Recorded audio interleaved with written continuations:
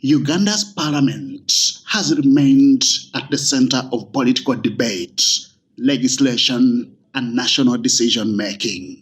Of recent, the institution has found itself under criticism over accountability, corruption allegations, and public perception. Some sections of society say sanity must return to the august house.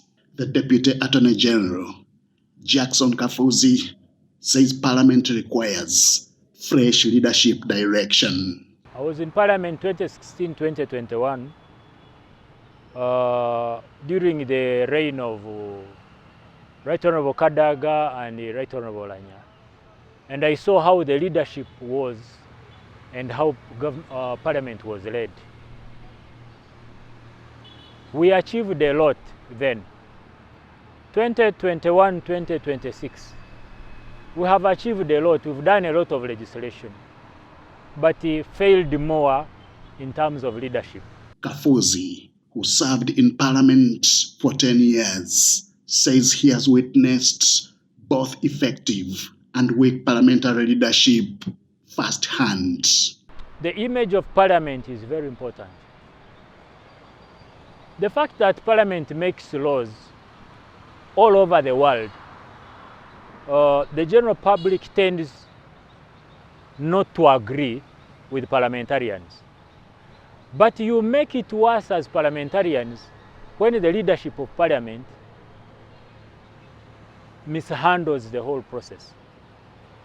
That's why Odur Jonathan the other day was on the floor of Parliament and he said he had someone call him Owekitibwa, and he got to learn that Owekitibwa meant a thief. That means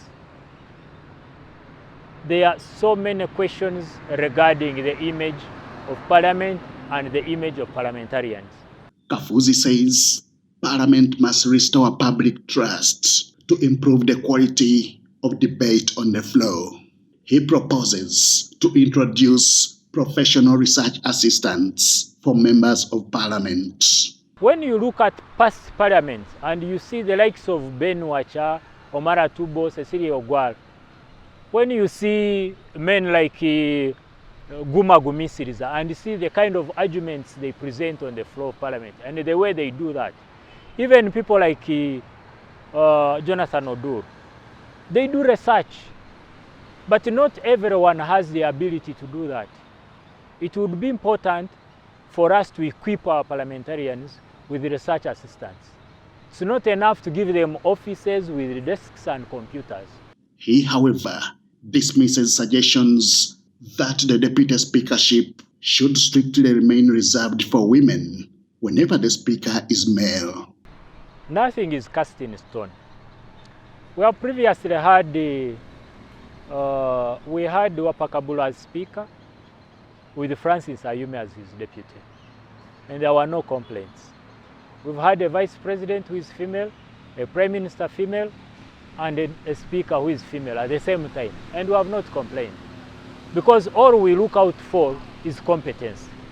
I'm offering myself because I believe I'm competent.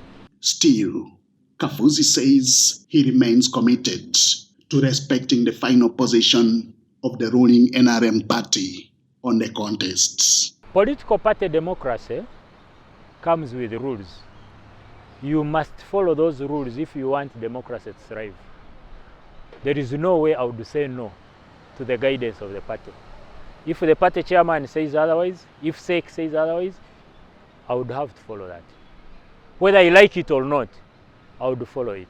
So, now attention shifts to whether Parliament can rebuild public confidence on transparency and accountability.